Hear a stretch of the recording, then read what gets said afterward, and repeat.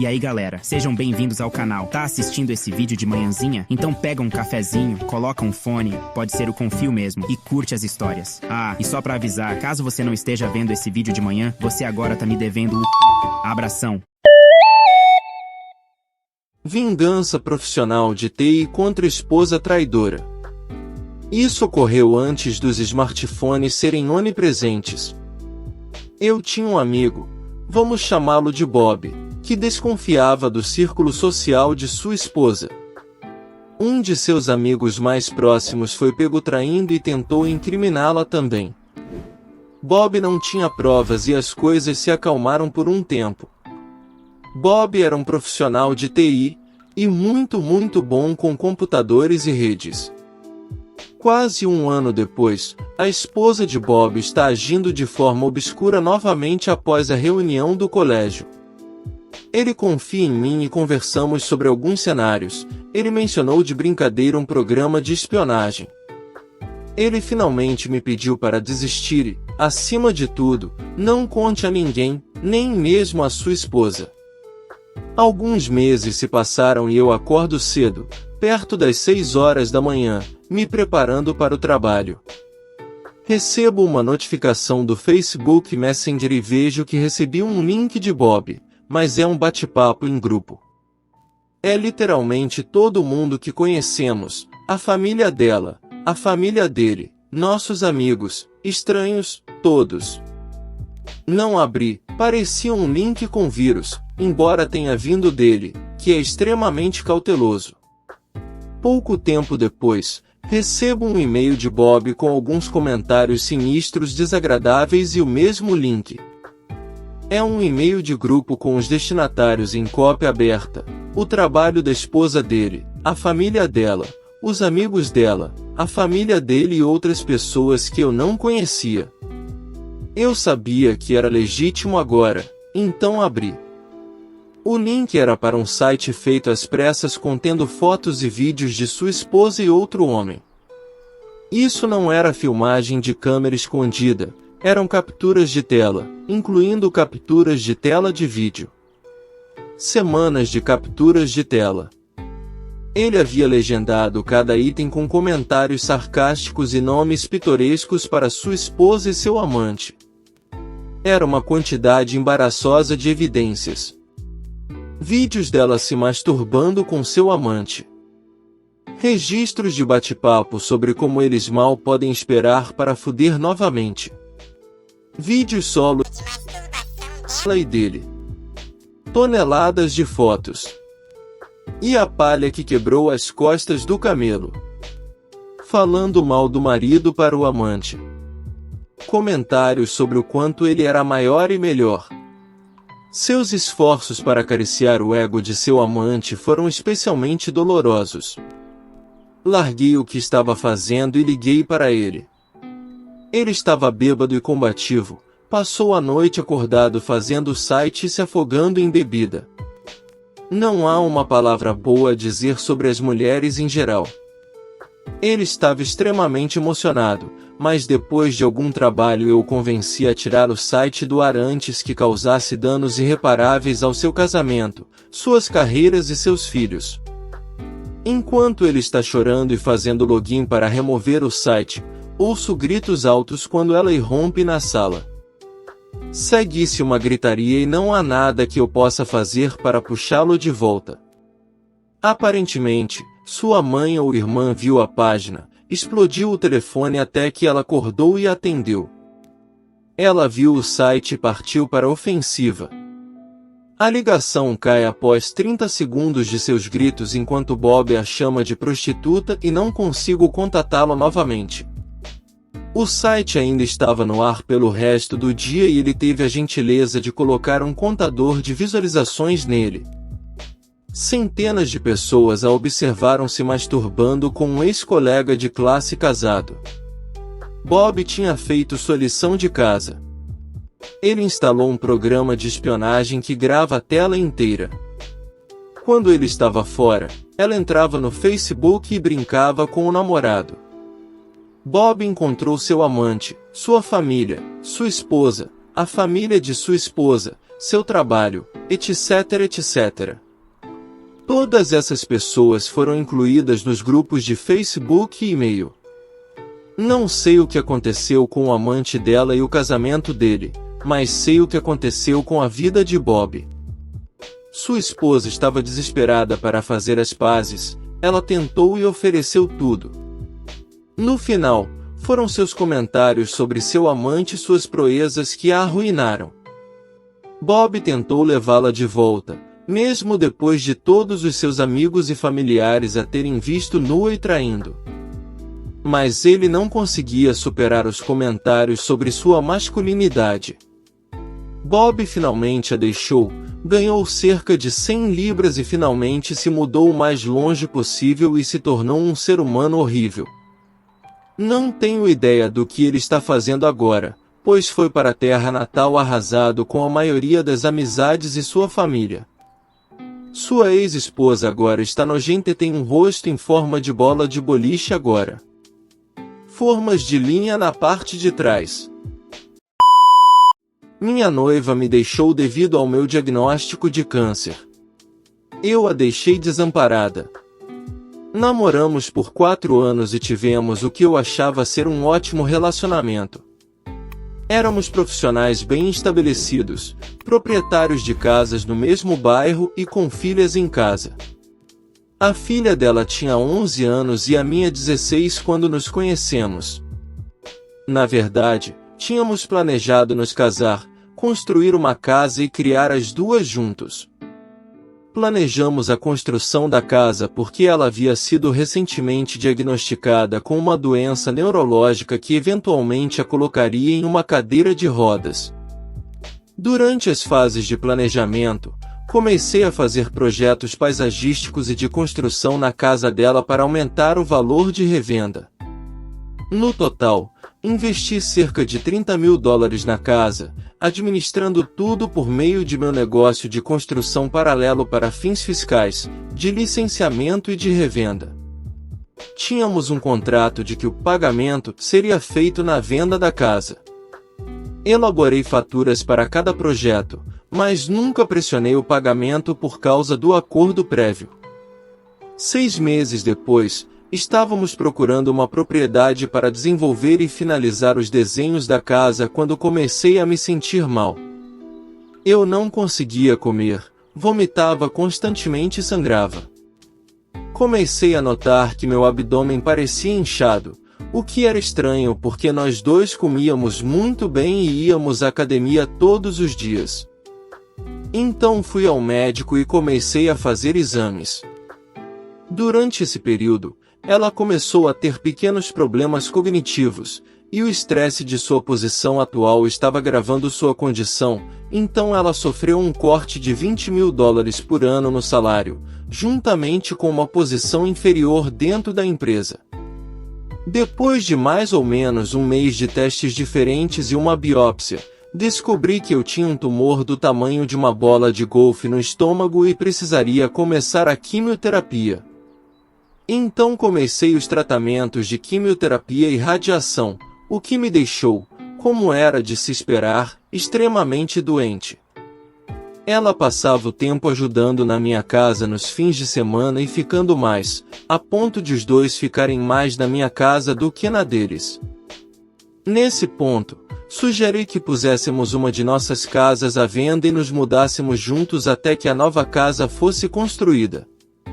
Eu tenho um ótimo seguro suplementar, bem como um plano de doença de longo prazo, então usar isso junto com a venda de uma de nossas casas nos ajudaria a passar confortavelmente e ajudaria a aliviar o estresse financeiro dela.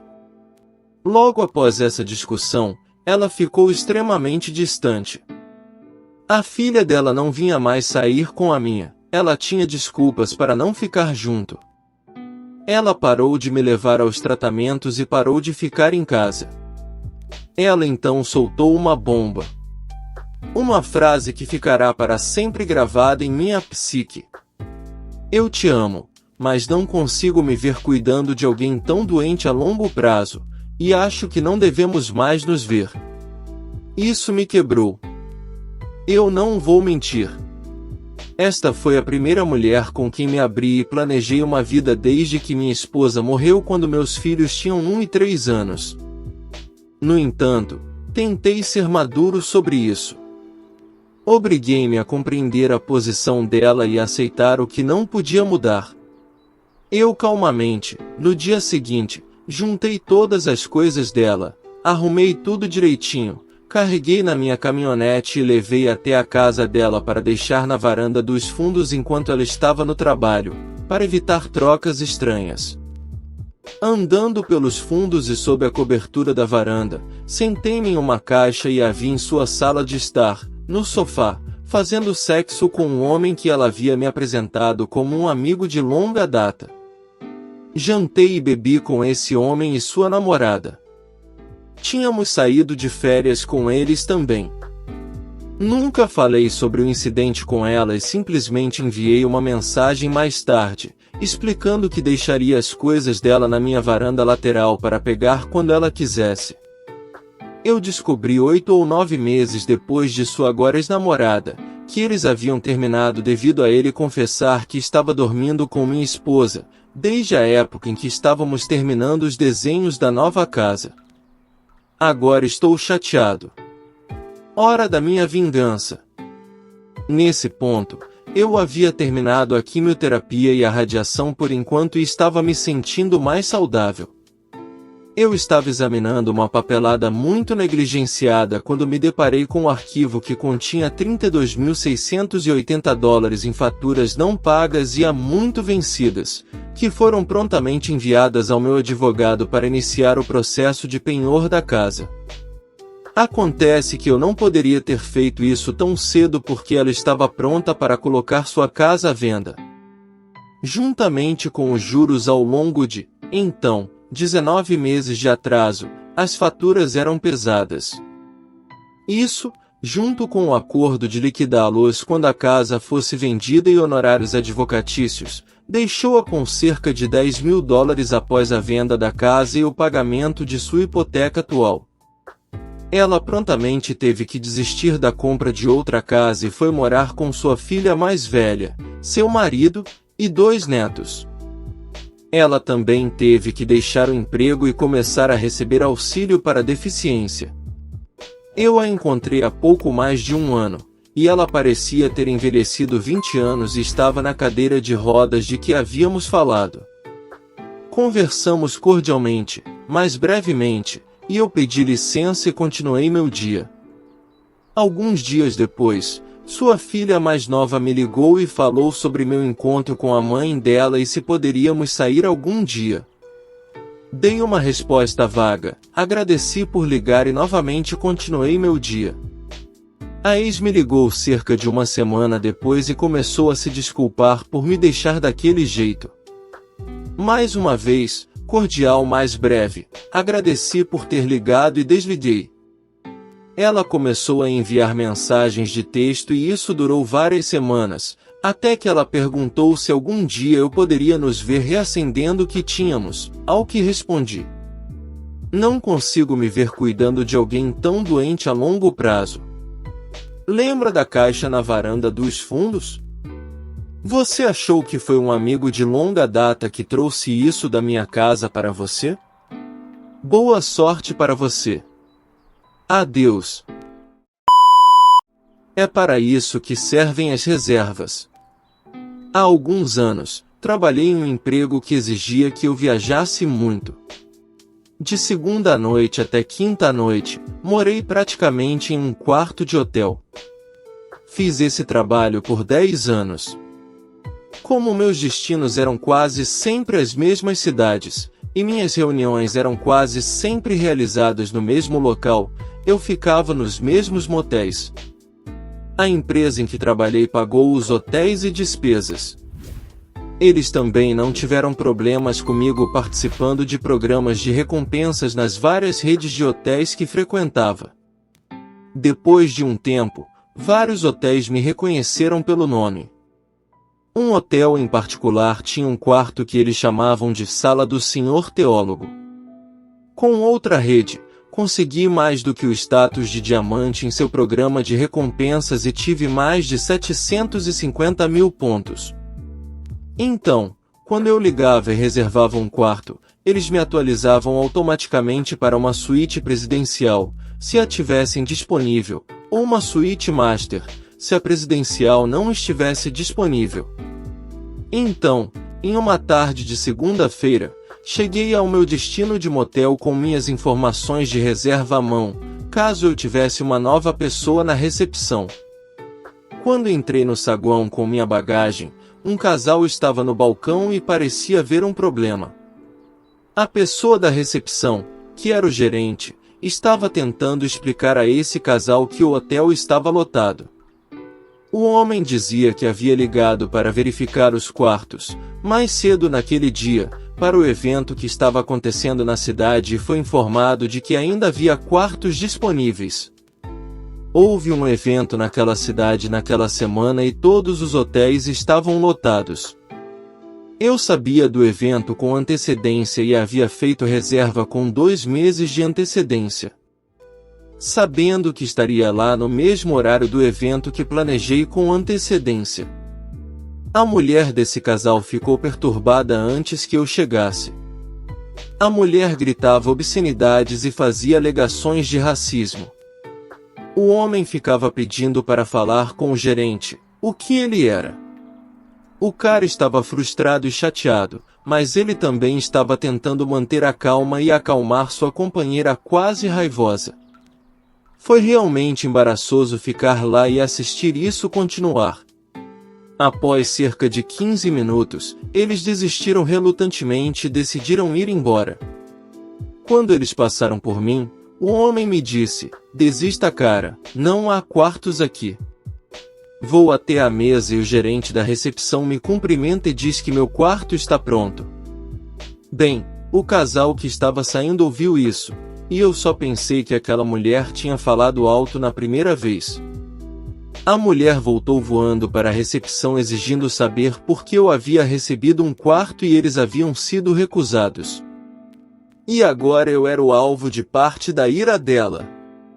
Tentei explicar que tinha uma reserva, mas isso não pareceu importar. Eu, junto com o gerente da recepção, estávamos sendo chamados de todos os tipos de obscenidades e acusados de todos os tipos de crimes. A mulher, sem avisar, de repente se vira para mim e tenta me chutar. Embora ela só tenha conseguido chutar minha mala. Seu companheiro se aproximou e tentou acalmá-la, e agora ele está se desculpando por ela. Mas ela continua indefinidamente. Isso continua por 5 ou 10 minutos antes da chegada da polícia. A gerente soou o alarme porque se sentia em perigo. Tendo um evento em uma cidade grande, a polícia estava viajando em pares, então há 2 deles. A polícia consegue acalmar um pouco a mulher e começa a colher depoimentos. A mulher continua exigindo que eu seja preso por roubar o quarto do hotel. Após a polícia colher os depoimentos de todos, eles avisam ao casal que eles devem ir embora ou serão presos. O homem parecia um pouco chateado, mas concordou. Sua companheira explodiu. Não vou entrar em detalhes sobre tudo o que ela tinha a dizer aqui. Seu companheiro agora estava dizendo a ela para calar a boca e ir embora, mas não. Ela quer o quarto de hotel ao qual ela tinha direito. Suas palavras reais. Não acabou bem para ela. Ela deu um tapa em um policial. O que aconteceu a seguir aconteceu tão rápido que foi incrível. O policial que ela esbofeteou a girou, algemou-a e a levou para o carro. Demorou cerca de 45 segundos. Ao mesmo tempo, o outro policial se voltou contra seu companheiro. Esse cara imediatamente jogou as mãos para o alto e disse, eu não estou com ela. O cara continuou se desculpando pelo comportamento dela ao sair. Os policiais terminaram e foram embora. Pude ver a mulher na parte de trás do carro chorando e dizendo algo para os policiais enquanto eles saíam. O resto daquela semana passou praticamente sem intercorrências.